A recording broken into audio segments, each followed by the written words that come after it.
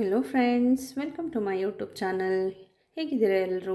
ಇವತ್ತಿನ ವಿಡಿಯೋದಲ್ಲಿ ನಾನು ಒಳ್ಳೆ ಕುರ್ಮಾ ರೆಸಿಪಿ ತೋರಿಸ್ತಾ ಇದ್ದೀನಿ. ಇದು ಚಪಾತಿ, ಪೂರಿ, ನಾನ್, ಪರಾಟ ಎಲ್ಲದಕ್ಕೂ ಒಳ್ಳೆ ಕಾಂಬಿನೇಷನು. ಯಾವಾಗಲೂ ನಾವು ಚಪಾತಿ, ಪೂರಿ ಅಂತಂದರೆ ಬಾಜಿ ಅಥವಾ ಏನಾದರೂ ಪಲ್ಯದಲ್ಲಿ ತಿಂತೀವಿ. ಸ್ವಲ್ಪ ಡಿಫ್ರೆಂಟಾಗಿ ಈ ರೀತಿ ಮಾಡಿ ತಿಂದರೆ ತುಂಬ ಚೆನ್ನಾಗಿರುತ್ತೆ. ಬನ್ನಿ ಇದನ್ನು ಹೇಗೆ ಮಾಡೋದು ಅಂತ ನೋಡೋಣ. ಮೊದಲಿಗೆ ನಾನು ಒಂದು ಕುಕ್ಕರ್ಗೆ ನೆನೆಸಿಟ್ಟಿರುವಂಥ ಬಟಾಣಿ ಹಾಗೆ ಕಟ್ ಮಾಡಿರುವಂಥ ಆಲೂಗಡ್ಡೆ ಹಾಕ್ಕೊಂಡಿದ್ದೀನಿ. ಅದಕ್ಕೆ ಸ್ವಲ್ಪ ನೀರು ಹಾಕ್ಕೊಂಡಿದ್ದೀನಿ. ರುಚಿಗೆ ಉಪ್ಪು ಹಾಗೆ ಸ್ವಲ್ಪ ಅರಿಶಿಣ ಹಾಕ್ಕೊಂಡಿದ್ದೀನಿ. ಇದನ್ನು 2 ವಿಜಿಲ್ ಬರುವಷ್ಟು ಕೂಗಿಸ್ಕೊಳ್ತಾ ಇದ್ದೀನಿ. ಅಷ್ಟರಲ್ಲಿ ಒಂದು ಬೌಲ್ಗೆ 5ರಿಂದ 6 ಗೋಡಂಬಿನ ಬಿಸಿನೀರು ಹಾಕಿ ನೆನೆಸಿಡ್ತಾ ಇದ್ದೀನಿ. ಈಗ ನಾನು ಒಂದು ಪ್ಯಾನ್ಗೆ ಸ್ವಲ್ಪ ಎಣ್ಣೆ ಹಾಕ್ಕೊಳ್ತಾ ಇದ್ದೀನಿ. ಹಾಕಿ ಇದು ಬಿಸಿ ಆಗಬೇಕು. ಇದಕ್ಕೆ ಈರುಳ್ಳಿ ಹಾಕ್ಕೊಳ್ತಾ ಇದ್ದೀನಿ. ಒಂದು ಈರುಳ್ಳಿಯ ಕಾಲು ಭಾಗದಷ್ಟು ಹಾಕ್ಕೊಂಡಿದ್ದೀನಿ. ಹಾಗೆ ಸ್ವಲ್ಪ ಶುಂಠಿ, ಸ್ವಲ್ಪ ಬೆಳ್ಳುಳ್ಳಿ, ಹಾಗೆ ಖಾರಕ್ಕೆ ಬೇಕಾಗುವಂಥ ಹಸಿಮೆಣಸನ್ನು ಹಾಕ್ಕೊಂಡಿದ್ದೀನಿ. ಕಡಿಮೆ ಖಾರ ತಿನ್ನೋದಾದರೆ ಸ್ವಲ್ಪ ಕಡಿಮೆ ಹಾಕ್ಕೊಳ್ಳಿ. ಇದನ್ನು ಚೆನ್ನಾಗಿ ಫ್ರೈ ಮಾಡಬೇಕು. ಫ್ರೈ ಆಗ್ತಿದ್ದಂಗೆ ಇಲ್ಲಿ ಸಣ್ಣ ಟೊಮೆಟೊದು ಅರ್ಧ ಟೊಮೆಟೊ ನಾನು ಹಾಕ್ಕೊಂಡಿದ್ದೀನಿ. ದೊಡ್ಡದಾದರೆ ಕಾಲು ಭಾಗ ಹಾಕ್ಕೊಳ್ಳಿ. ಈಗ ಇದಕ್ಕೆ ಸ್ವಲ್ಪ ಕೊತ್ತಂಬರಿ ಸೊಪ್ಪನ್ನು ಹಾಕ್ಕೊಂಡಿದ್ದೀನಿ. ಇದನ್ನು ಚೆನ್ನಾಗಿ ಫ್ರೈ ಮಾಡ್ಕೊಳ್ಳಿ. ಇದರೆಲ್ಲದರದ್ದು ಹಸಿ ವಾಸನೆ ಹೋಗಬೇಕು, ಅಲ್ಲಿವರೆಗೂ ಫ್ರೈ ಮಾಡಬೇಕು. ಈಗ ಇದಕ್ಕೆ ಒಂದು ಹಿಡಿಯಷ್ಟು ತುರಿದಿರುವ ತೆಂಗಿನಕಾಯನ್ನು ಹಾಕ್ಕೊಂಡಿದ್ದೀನಿ. ಹಾಕ್ಕೊಂಡು ಇದನ್ನು ಕೂಡ ಚೆನ್ನಾಗಿ ಮಿಕ್ಸ್ ಮಾಡ್ತಾಯಿದ್ದೀನಿ. ಈಗ ಇದಕ್ಕೆ 2 ಚಕ್ಕೆ, 2 ಲವಂಗ ಹಾಕ್ಕೊಂಡಿದ್ದೀನಿ. ಚಕ್ಕೆ ಸಣ್ಣ ಪೀಸ್ ಹಾಕ್ಕೊಂಡಿದ್ದೀನಿ.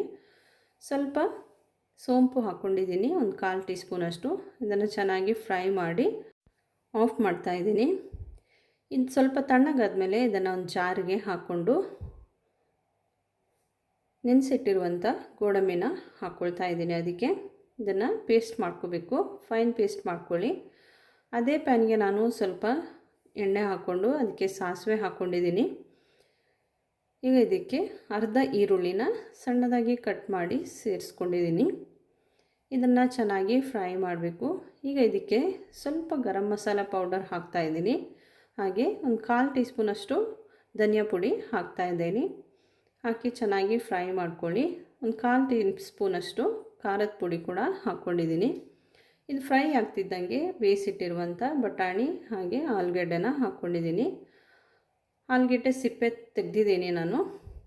ಸ್ಮ್ಯಾಶ್ ಮಾಡಿ ಹಾಕೋದಾದರೆ ಹಾಕ್ಬೋದು. ಹೀಗೆ ಡೈರೆಕ್ಟಾಗಿ ಮಾಡಿಕೊಂಡು ಈ ರೀತಿ ಸ್ವಲ್ಪ ಪ್ರೆಸ್ ಮಾಡಿ ಕೊಟ್ಟರೆ ಅದು ಆಲೂಗಡ್ಡೆ ಚೆನ್ನಾಗಿ ಒಡೆಯುತ್ತೆ. ಚೆನ್ನಾಗಿ ಬೆಂದಿರೋದ್ರಿಂದ ಅದು ಚೆನ್ನಾಗಿ ಒಡೆಯುತ್ತೆ. ಈಗ ಪೇಸ್ಟ್ ಮಾಡಿಟ್ಟಿರುವಂಥ ಮಸಾಲೆನ ಹಾಕ್ತಾಯಿದ್ದೀನಿ. ಹಾಕಿ ಚೆನ್ನಾಗಿ ಮಿಕ್ಸ್ ಮಾಡಿ. ಇದು ಗಟ್ಟಿ ಇದೆ, ಇದಕ್ಕೆ ಸ್ವಲ್ಪ ನೀರು ಜಾಸ್ತಿ ಹಾಕ್ಕೋಬೇಕು. ನಾವು ಕ್ಯಾಶ್ಯೂನಟ್ ಹಾಕಿರೋದ್ರಿಂದ ಅದು ಕುದೀತಿದ್ದಂಗೆ ಇನ್ನೂ ಗಟ್ಟಿ ಗಟ್ಟಿ ಆಗುತ್ತೆ. ಇದಕ್ಕೆ ಸ್ವಲ್ಪ ಸಾಲ್ಟ್ ಹಾಕ್ಕೊಂಡಿದ್ದೀನಿ. ಹಾಕ್ಕೊಂಡು ಚೆನ್ನಾಗಿ ಮಿಕ್ಸ್ ಮಾಡಿ ಇದನ್ನು ಹೀಗೆ ಕುದಿಯೋದಕ್ಕೆ ಬಿಡಬೇಕು. ಒಂದು 5 ನಿಮಿಷ ಕುದಿಯಕ್ಕೆ ಬಿಟ್ಟಿದ್ದೀನಿ. ಚೆನ್ನಾಗಿ ಕುದೀತಾ ಇದೆ. ಇದಕ್ಕೆ ಕಸೂರಿ ಮೇಥಿ ಇದ್ದರೆ ಆ್ಯಡ್ ಮಾಡ್ಬೋದು, ನಾನು ಹಾಕಿಲ್ಲ. ತಣ್ಣಗಾದ ಕೂಡಲೇ ಇದು ಇನ್ನೂ ಗಟ್ಟಿಯಾಗುತ್ತೆ. ಅದಕ್ಕೆ ಎಷ್ಟು ನೀರು ಇರುವಾಗಲೇ ಇದನ್ನು ಆಫ್ ಮಾಡಿ. ನೋಡಿ, ಇದೇ ಗಟ್ಟಿ ಅನಿಸ್ತಾ ಇದೆ. ಸ್ವಲ್ಪ ಆರುವಾಗ ನೋಡಿ ಎಷ್ಟು ಕನ್ಸಿಸ್ಟೆನ್ಸಿ ಎಷ್ಟು ಗಟ್ಟಿಯಾಗಿದೆ ಅಂತ. ಈ ರೀತಿಯೇ ಇರಬೇಕು ಕುರ್ಮಾ ಅಂದರೆ. ಚಪಾತಿ, ಪೂರಿಗೆ ಈ ರೀತಿ ಕನ್ಸಿಸ್ಟೆನ್ಸಿ ಇದ್ದರೆ ತುಂಬ ಚೆನ್ನಾಗಾಗುತ್ತೆ. ನೀವು ಒಂದು ಸಲ ಇದನ್ನು ಟ್ರೈ ಮಾಡಿ. ವಿಡಿಯೋ ಇಷ್ಟ ಆದರೆ ಲೈಕ್, ಶೇರ್, ಕಮೆಂಟ್ ಮಾಡಿ. ಹಾಗೆ ಇದುವರೆಗೆ ನನ್ನ ಚಾನಲ್ ಸಬ್ಸ್ಕ್ರೈಬ್ ಮಾಡದೆ ನೋಡ್ತಾ ಇದ್ದರೆ ಸಬ್ಸ್ಕ್ರೈಬ್ ಮಾಡಿ ನನಗೆ ಸಪೋರ್ಟ್ ಮಾಡಿ. Thank you for watching.